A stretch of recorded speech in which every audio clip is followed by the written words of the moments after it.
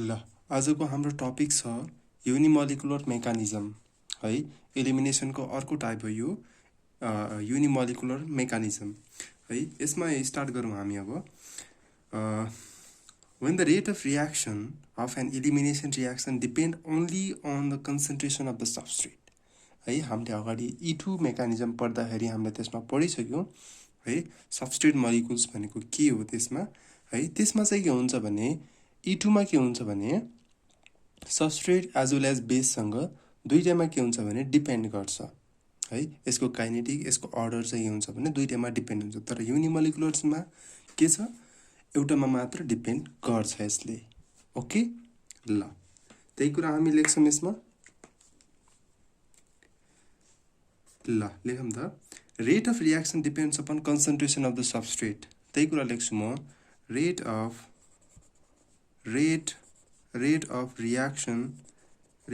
reaction depends only on concentration of substrate ठीक छ। Clear छ है। यसमा केही पनि कन्फ्युजन छैन हाम्रो है। रेट अफ रियाक्सनको कुरा गरे हामीले। अब कन्सन्ट्रेसनमा मात्र डिपेन्ड गर्छ भने यो कुन अर्डरको हुन्छ? It is a first order reaction. First order reaction भन्न मिल्छ यसलाई है। जसलाई हामीले केले डिजाइन गर्छौँ? डिजाइनेटेड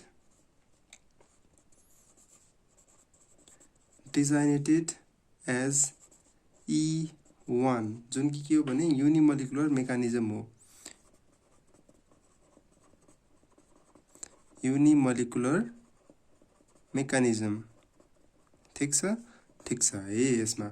ओके त्यस्तै हाम्रो अगाडिको के थियो भने SN2 सँग हामीले लिइरहेको थियौँ भने यसमा हामीले के लेख्छौँ भने SN1 सँग लेख्छौँ, कम्पेयर गर्छौँ है त्यही कुरालाई। ल यसमा हेरौँ त। डिजाइनेटेड हामीले के गर्यौँ? E1 गर्यौँ। Like SN1 reactions E1 reaction also two step reaction ठीक छ। यो स्टेप पनि के हो भने टू स्टेप रियाक्सन नै हो यसमा। ओके यही कुराले लेख्छौँ हामी है। E1 reaction are also two step reaction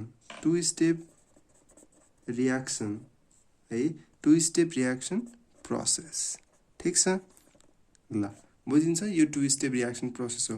अब यसमा हामीले कमन एक्जाम्पल लेख्न सकिन्छ है। त्यही कुरालाई म लेख्छु। The common example of E1 reaction is the acidic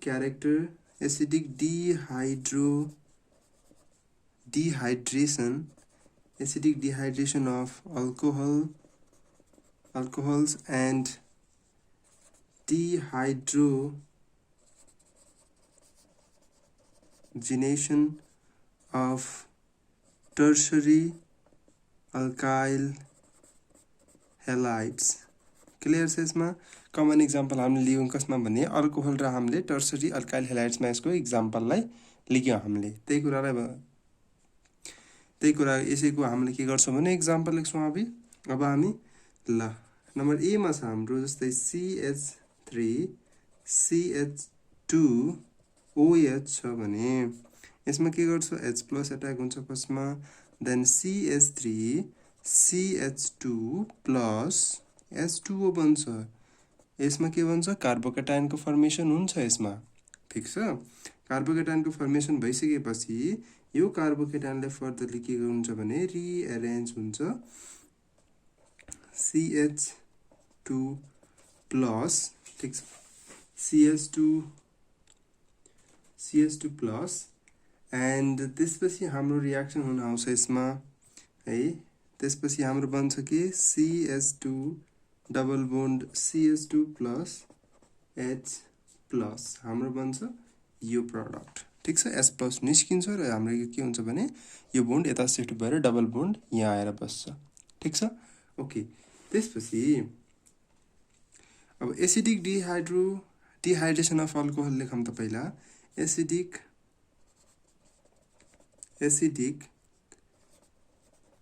dehydration of alcohols RCH2CH2OH H plus RCH2CH2OH2 plus ख्याल गरौँ है यसमा के भनिरहेछ त्यसपछि हामीले के गर्छौं भने यसमा -H2 निकाल्छौं अनि के बन्छ हाम्रो RCH2CH2 प्लस यहाँ बन्छ त्यसपछि and then after हाम्रो के हुन्छ भने यदि हामीले -H प्लस राख्यौं भने RCH डबल बोन्ड CH2 यो बन्छ हाम्रो है ख्याल गर्नु होला यसमा अब अर्को जान्छौं हामी ल पहिला चाहिँ यसलाई म बुझाइदिन्छु है यहाँसम्म कसरी आयो के आयो भनेर म बुझाइदिन्छु यसमा युनिमोलिकुलर मेकानिजम भनेको के हो भने युनि भनिया छ बाही भनिया छैन है हाम्रो यसमा युनिमोलिकुलर भन्ने बित्तिकै हाम्रो के हुन्छ भने रेट अफ रिएक्सन केमा डिपेन्ड हुन्छ एउटा चीजमा मात्र डिपेन्ड हुन्छ जुन के हो कन्सन्ट्रेसन अफ सबस्ट्रेट को कन्सन्ट्रेसनमा मात्र डिपेन्ड हुन्छ है एउटामा मात्र डिपेन्ड हुन्छ भने कुन अर्डरको एउटै अर्डरको हुन्छ so it is the first reaction जसलाई हामी के गर्छौं भने एलिमिनेसन रिएक्सन हो त्यसैले हामीले के गर्छौं यसलाई E1 ले नोटेसन गर्छौं जनरली भन्दाखेरि कुन मेकानिजम भन्छ युनिमोलिकुलर मेकानिजम भन्छौं ठीक छ SN1 मेकानिजम जस्तै यसमा पनि के हुन्थ्यो भने दुईटा स्टेप रिएक्सन प्रोसेस हुन्छ यसमा ठीक छ फर्स्टमा के हुन्छ भने कार्बोकेटायनको फर्मेसन हुन्छ त्यसपछि के हुन्छ भने कार्बोकेटायन रिअरेन्ज हुन्छ र यसमा के भन्छ इथिन बन्छ अथवा हाइड्रोजनको एलिमिनेसन हुन्छ यसमा क्लियर हुने है पहिला एलिमिनेसन पढिरहेछौं भने हाइड्रोजनको एलिमिनेसन भइरहेछ यसमा त्यस्तै एसिडिक डिहाइड्रेसन अफ अल्कोहलमा हेर्यो भने यसमा के भइरहेछ भने यहाँबाट हाइड्रोजन पनि त निस्किरहेछ नि त तर लास्टमा हाम्रो के बनिरहेछ इथिन नै बनिरहेछ है यो कुरालाई ख्याल गर्नु होला अब यसैलाई म लेख्छु यसमा है प्राइमरी अल्कोहलमा के हुन्छ भने प्राइमरी अल्कोहल के हुन्छ भने क्वाइट स्टेबल हुँदैन है primary alcohol is not quite stable त्यसैले E1 mechanism is only applicable that is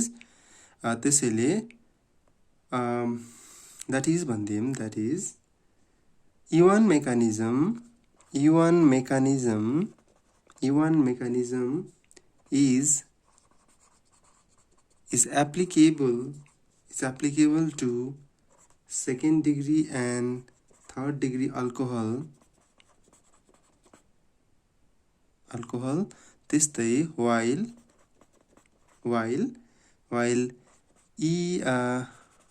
while primary alcohol follow E2 mechanism clear छ यसमा E2 मेकानिजम है ख्याल गर्नु होला E2 मेकानिजम भनिरहेछु है मैले यसमा ल यही कुरालाई हामी बुझ्छौं यसमा बुझिरहेछौं यो कुरालाई है त्यही कुरालाई म भन्छु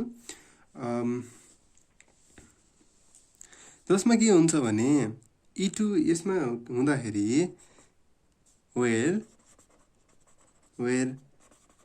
loss of water and proton takes place ठीक छ loss of water and proton चाहिँ के हुन्छ भने हराउँछ यसमा ठीक छ अब हेरौं त यसमा के हुन्छ भने इनिशियल अट्याक केले गराउँछ त्यो कुरालाई एकचोटी भन्नुस् त मलाई एकचोटी ल केले अट्याक गराउँछ होला इनिशियल अट्याक यसमा के हुन्छ भने इनिशियल अट्याक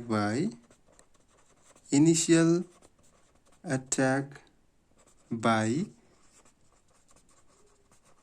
इलेक्ट्रोफाइल ख्याल गरौँ है यसमा के कुराले अट्याक गरिरहेछ H+ ले अट्याक गरिरहेछ नि हामीले जति बेला हेरिरहेछौं इनिशियली अट्याक गरिरहेछ H+ फाइनली निस्किरहेछ भने त्यसमा के H+ नै निस्किरहेछ, जसले हामीले के भन्न सक्छौँ भने यसैलाई हामीले भन्न सक्छौँ known as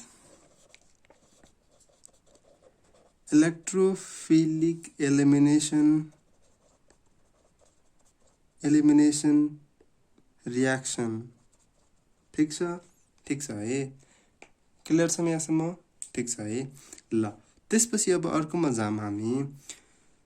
अल्कोहल जुनमा के हुन्छ भने कन्जुगेटेड सिस्टम आइरहेको हुन्छ है, त्यो चाहिँ के हुन्छ भने मोर इजिली डिहाइड्रेट हुन्छ देन नन कन्जुगेटमा है। त्यही कुरा लेख्छु म, alcohols leading to conjugated alkene are more easily dehydrated than leading to non-conjugated alkenes। ठीक छ। यसको यदि हामीले अर्डर हेर्यो भने कस्तो अर्डर पाउँछौँ भने यो हाम्रो एउटा अल्कोहल हो है, यो अल्कोहल छ एउटा, यो चाहिँ के छ भने यसको डिहाइड्रेसन पावर एकदमै हाई छ है। त्यस्तै अर्को छ हाम्रो OH, यसरी छ। त्यसपछि यो छ हाम्रो अर्को OH ग्रुप है। सबसे बढी कसको हुन्छ? यसको हुन्छ। सबसे कम कसको हुन्छ? यसको, यो ग्रुपको हुन्छ है। त्यही कुरालाई भन्छौँ यसमा हामी। ल फेरि एकचोटि म भनिदिन्छु यसमा है। प्राइमरी अल्कोहल के हुन्छ भने स्टेबल हुँदैन, नट स्टेबल छ। त्यसैले गर्दाखेरि E1 मेकानिजम दिँदैन यसले, सकेसम्म दिँदैन यसले है। दियो भने पनि के हुन्छ भने एकदमै कम अमाउन्टमा दिन्छ यसले। त्यसैले E1 मेकानिजम केमा एप्लिकेबल छ भने सेकेन्ड डिग्री र टर्सरी अल्कोहलमा एप्लिकेबल छ। त्यस्तै प्राइमरी अल्कोहल के गर्छ त? अब E1 मा पोसिबल छैन भनेपछि केमा पोसिबल हुन्छ त? E2 मा पोसिबल हुन्छ अभियसली। हेर त, E2 मा पोसिबल भयो है।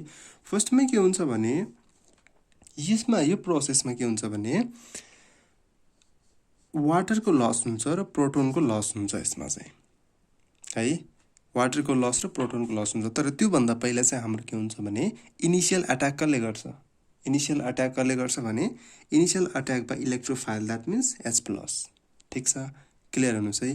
त्यसैले हामीले यसलाई के भन्न सकिन्छ? इलेक्ट्रोफिलिक इलिमिनेसन रियाक्सन भन्न सकिन्छ यसलाई हामीले है। ठिक छ है। त्यस्तै अल्कोहल जुनमा कन्जुगेटेड सिस्टम छ, कन्जुगेटेड अल्किन छ भने त्यो कन्जुगेटेड अल्किनमा के हुन्छ भने मोर इजिली डिहाइड्रेटेड हुन्छ कन्जुगेटेड अल्किन। यदि नन कन्जुगेटेड छ भने तिनीहरू के हुन्छ भने इजिली डिहाइड्रेटेड हुँदैन। त्यसको अर्डर हाम्रो यो छ। ओके, त्यसपछि अर्को छ हाम्रो है। त्यस्तै म लेख्छु यसमा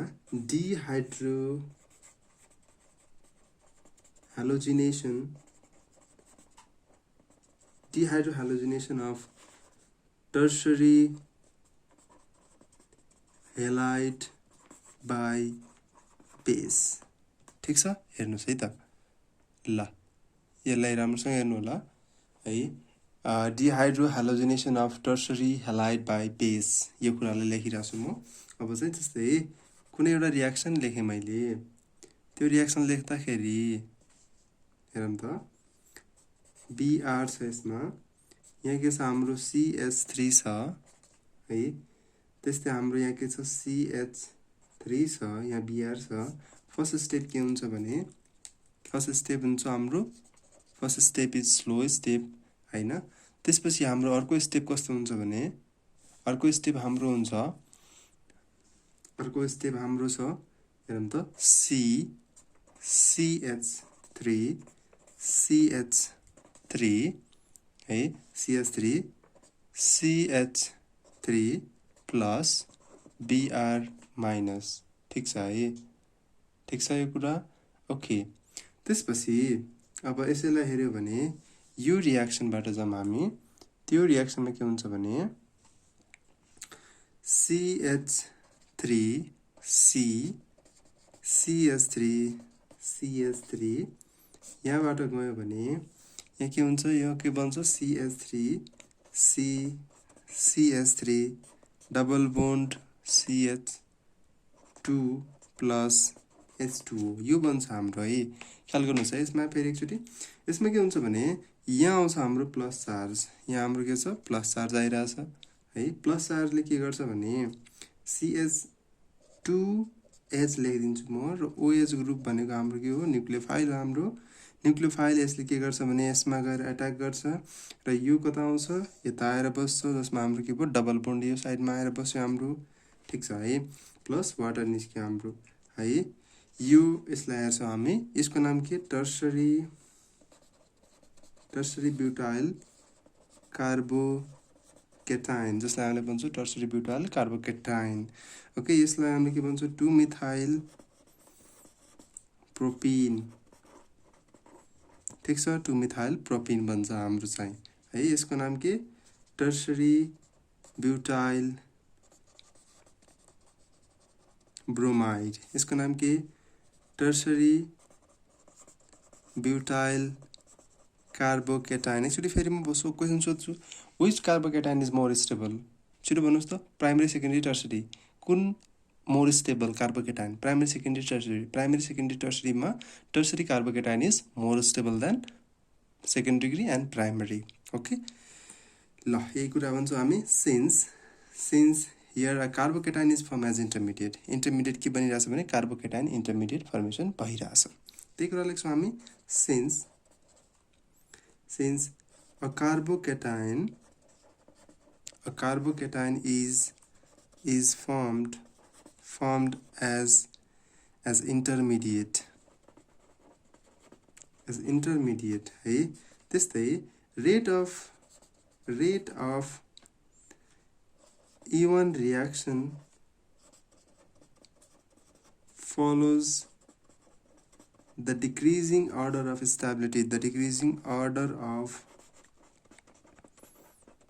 stability, of कार्बोकेटाइन हेर्न सकिन्छ हामीले के हुन्छ भने बेन्जाइलिक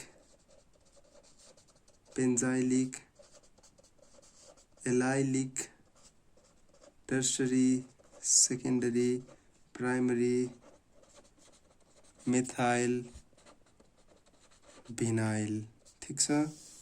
यो कुरा चाहिँ हामीले यसमा ख्याल गर्छौँ है। त्यसपछि हामी जान्छौँ स्टेरियोकेमिस्ट्रीमा यसको चाहिँ है, सिधै हामी जान्छौँ स्टेरियोकेमिस्ट्रीमा।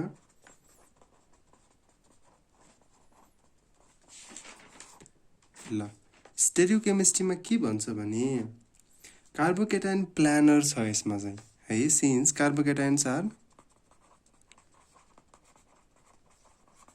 कार्बोकेटाइन्स are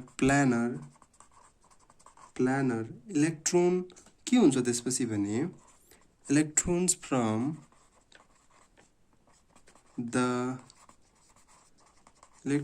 the departing hydrogen can move towards the positively charged carbon from either side, and thus both seen as well as anti-elimination occurs है। ख्याल गरौँ त्यसमा के भन्छ भने कार्बोकेटाइन हाम्रो के हुन्छ, प्लानर हुन्छ। प्लानर कार्बोकेटाइनले गर्दाखेरि इलेक्ट्रोन के हुन्छ भने electron from the departing hydrogen can move toward the positively charged carbon. Electron के हुन्छ भने हाइड्रोजनदेखि लिएर हाम्रो के हुन्छ कार्बनतिर मुभ गर्छ, जसले गर्दाखेरि यसमा दुईटा प्रडक्ट आउँछ, जसलाई हामीले के भन्छ भने सिन एन्ड एन्टी प्रडक्ट हाम्रो के हुन्छ, सिन एन्ड एन्टी इलिमिनेसन दुईटा बनिरहेको हुन्छ यसमा चाहिँ है। त्यही कुरालाई भन्छौँ हामी। However, E isomer having bulkier group on opposite side will be the major product because of its higher stability than the Z isomer. हेरौँ है, ख्याल गर्नुहोस् है। यसमा चाहिँ हामीले के गर्यो भने स्टेरियोकेमिस्ट्रीमा हेर्दाखेरि कार्बोकेटाइनको स्टेबिलिटी अनुसारै हामीले के गर्छौँ भने E1 रियाक्सनलाई आइडेन्टिफाई गर्छौँ, किनकि यसमा इन्टरमिडिएट के बन्छ, कार्बोकेटाइन इन्टरमिडिएटको रूपमा आउँछ है। इन्टरमिडिएट्सको भिडियो हेर्न चाहनुहुन्छ भने इन्टरमिडिएट्सको भिडियो मैले लास्ट क्लासेसहरुमा मैले बनाइदिएको छु, त्यसबाट हेर्नुस् या त मैले आई बटनमा राखिदिन्छु, त्यहाँबाट पनि हेर्न सक्नुहुन्छ है। रेट अफ एलिमिनेसनको कार्बोकेटाइनको स्टेबिलिटी के छ भने यस्तो छ। सबसे स्टेबल के हुन्छ भने बेन्जाइलिक हुन्छ, त्यसपछि सबसे कम हुन्छ भने भिनाइलिक हुन्छ है। र स्टेरियोकेमिस्ट्रीमा हेर्दाखेरि इलेक्ट्रोन कार्बोकेटाइनको स्ट्रक्चर के हुन्छ, प्लानर हुन्छ। प्लानर कार्बोकेटाइन छ हाम्रो हैन। इलेक्ट्रोन के हुन्छ भने हाइड्रोजनदेखि लिएर हाम्रो मुभ कतातिर हुन्छ भने कार्बनतिर मुभ हुन्छ, जसले गर्दाखेरि यसले के दिन्छ भने दुईटा प्रोडक्ट दिन्छ, syn as well as anti product दिन्छ। हाउएभर हाम्रो के छ भने ई आइसोमर जसमा के हुन्छ भने बल्कियर ग्रुप हुन्छ on the opposite side will be the major product. हेरौँ है, ख्याल गर्नुहोस् है। ई आइसोमर छ जसमा बल्कियर ग्रुप छ, अपोजिट साइड छ भने त्यसलाई हामीले के भन्छौँ भने मेजर प्रोडक्ट भन्छौँ because of higher stability. Z isomer भन्दा के हुन्छ भने यसमा एकदमै धेरै हाई स्टेबल हुन्छ है। ल आजको क्लासमा हामीले पढ्यौँ E1 मेकानिजम पढ्यौँ, जसलाई इलिमिनेसन रियाक्सन पनि भन्छौँ हामीले, युनिमोलिकुलर मेकानिजम भन्छौँ हामीले यसलाई है। यसको हामीले फुल पढ्यो, हामीले रेट कस्तो हुन्छ यसमा, फर्स्ट अर्डरको हो कि सेकेन्ड अर्डरको हो, यसलाई कसरी डिजाइन गरिन्छ त्यो कुरालाई हामीले हेऱ्यौँ यसमा है। त्यही कुरालाई हामीले डिटेलमा डिस्कस गऱ्यौँ। यदि केही बुझ्नु भएको छैन भने यसमा मलाई कमेन्टमा लेखिदिनु, सर मैले बुझिनँ भनेर। यदि बुझ्नु भएको छ भने मलाई कमेन्टमा लेखिदिनु, सर मैले बुझेँ भनेर लेखिदिनुहोस् है। यदि मलाई मसँग फेसबुकमा, इन्स्टामा, टेलिग्राममा कुनैमा कनेक्ट हुन चाहनुहुन्छ र मलाई मसँग क्वेसन एन्सर गर्न चाहनुहुन्छ भने मलाई त्यसमा पनि कन्ट्याक्ट गर्न सक्नुहुन्छ। मैले लिङ्कमा डिस्क्रिप्सनमा लिङ्क प्रोभाइड गरिदिएको छु, मैले फोन नम्बर पनि प्रोभाइड गरिदिएको छु। यदि मलाई फोन गरेर सोध्न चाहनुहुन्छ भने मैले फोन नम्बर पनि प्रोभाइड गरिदिएको छु। यो भिडियोलाई तपाईहरुको साथीहरूलाई सेयर गरिदिनुहोस् है, किनकि यो भिडियोले तपाईहरुको साथीहरूलाई एकदमै धेरै हेल्प गर्छ, तपाईहरुलाई पनि हेल्प गर्छ, तपाईहरुको साथीहरूलाई पनि यो के गर्छ भने धेरै नै हेल्प गर्छ यो भिडियोले है। ल आजलाई यति गरौँ। Thank you.